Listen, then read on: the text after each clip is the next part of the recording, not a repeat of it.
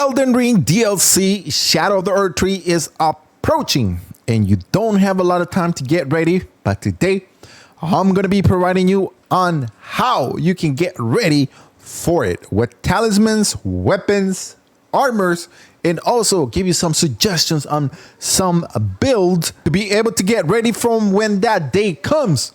You're not going to be left behind. So let's dive into this video. First of all, what type of DLC is this going to be? How difficult is it going to be? Where can we access this?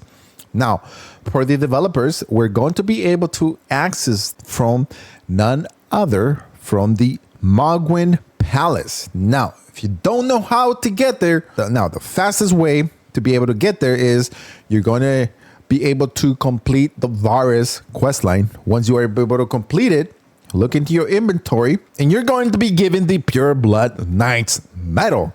Once you use this, it's going to take you none other than underground. Now, the other location is going to be up here by the snow location, and there's going to be a location here that you're going to teleport yourself and it's going to take you all the way to none other Mogwin's Palace. Now, how difficult is this DLC and are you ready for it? To be able to know if you are ready for this DLC is going to be the following. Once you get to the Mogwin Palace and you are able to fight Mog, Lord of the Blood, if you are not able to defeat him, or if you don't have a build, then probably that will be your answer. You're not ready for it. So what you need to do, what I recommend is the following. Level 125 to level 150 is going to be your best bet. If you are around that, then you're definitely are going to be able to survive the DLC once you got started. Of course, this all depends on the weapons, the talismans, and definitely what other items you have in your build that are going to help you just get through all of this. And to have a better sense of how difficult this DLC is going to be, because have in mind, if you have not played many Souls games or you don't know about From Software, they tend to have, such in Bloodborne, such as in Dark Souls, their DLCs tend to be more difficult than the base game. Now, sections that I will probably tell you, if you're here, you're going to be ready. One, Erdtree. If you go around this location, you're going to be ready for the DLC. Another location is if you come to this location, which is going to be by the Dragon Temple. If you are around this location and you are able to go through it, you definitely are going to be able to be ready. Another one is, like I mentioned, if you are able to defeat Mog, Lord of the Blood, because that is going to be the way to go through the DLC. The lore says, but it hasn't been confirmed, but we are pretty much just assuming that it is. This is going to be the way through the Shadow of the Erdtree. You're going to have to kiss that finger, that ring, to be able to process and go through the, I don't know, teleport somewhat. We're going to go into the Shadow of the Erdtree. Once you're there, the other location is going to be the Lindell Royal Capital. If you are able to cruise around this location with not a lot of trouble and not a lot of frustration, then you're going to be able to be ready. Now, of course, there are certain things that you can do in the game that are going to help you get there faster. One of them is if you are, let's just say, around level 100 and you're not that up yet, what you could do is you got to level up your weapon. If you are able to level up your weapon from, let's just put it like this, between 5 and up, you're going to be able to defeat, kill different enemies in the game a lot easier. And that is one way that you're going to be able to become very powerful. So if you haven't done so, you got to get those smithing stones to be able to level up your weapons. To be able to level up your weapons, you got to go to the round table, tack to the blacksmith, and then if you have enough, you're going to be able to level up. As you are able to see here, a lot of my weapons are already fully leveled up.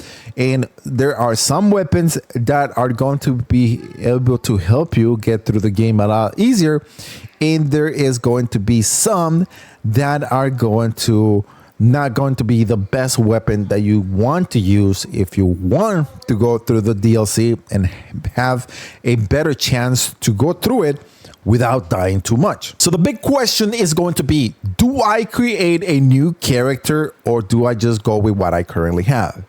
Let's just put it like this. If you haven't played for a year, I probably would tell you, create a new character, go through the whole process so you are able to get the feeling.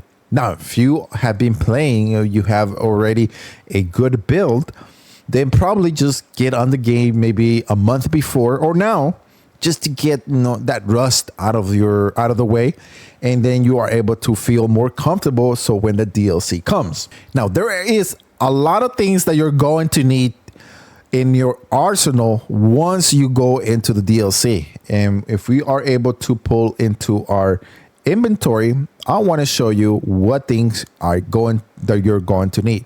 If you are the type of player that likes to use Ashes of War, then you are going to need a lot of them that are going to be able to help you.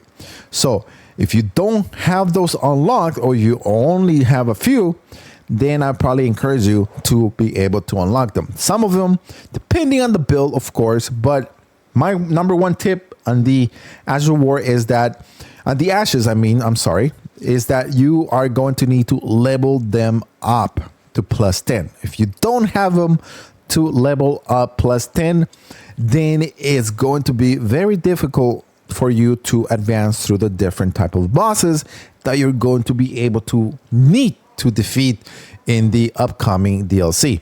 As I mentioned to you, you got to have those somber smithing stones, and you need to get those. If you don't have those, then you are going to be struggling because your weapons are not going to be leveled up, and you got to have those. Next is going to be the different type of crystal tiers that you're going to be able to need.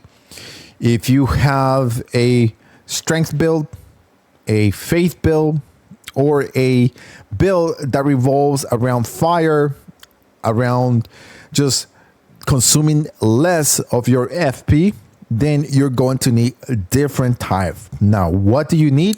Let me tell you.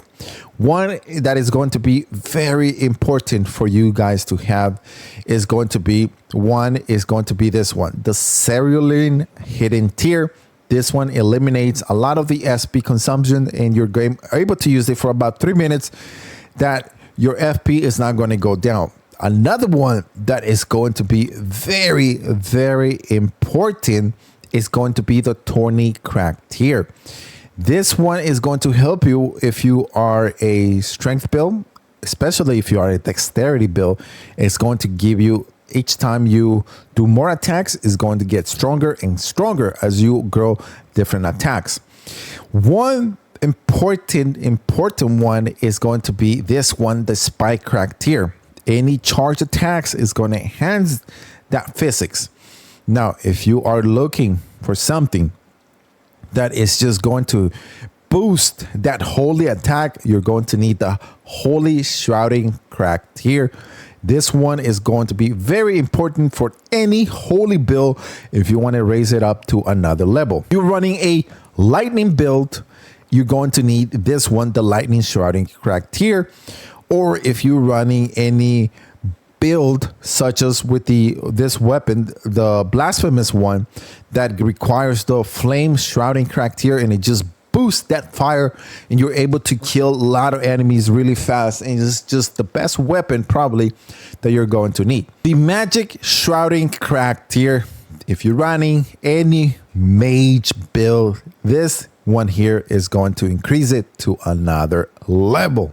Now, if you are the type of player that likes different type of sorceries in your arsenal, you got to look in your inventory and you got to see what you have unlocked. It just depends on what build you have. If you don't have a lot of them, then you got to unlock them.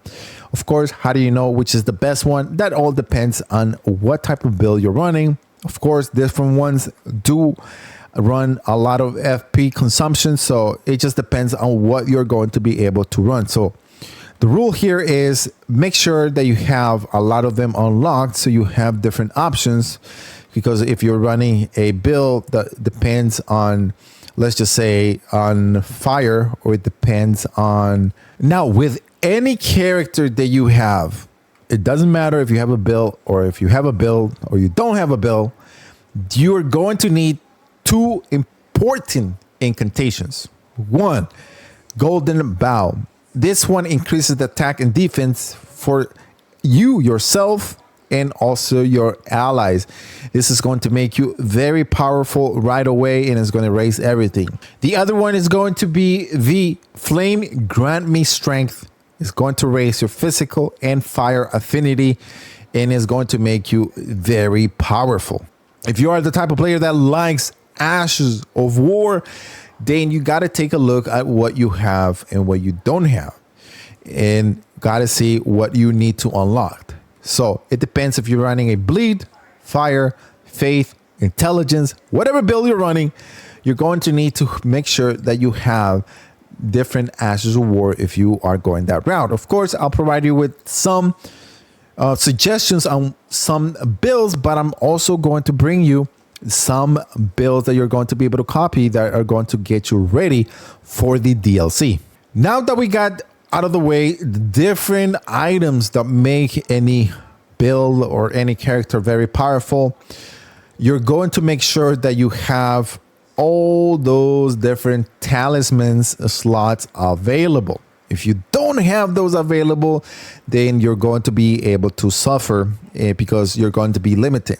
Like in this case, I have 4 unlocked, which gives me the different options. Now, some of the talismans that you're going to need, depending, of course, on the build, but there are some that you're going to need always.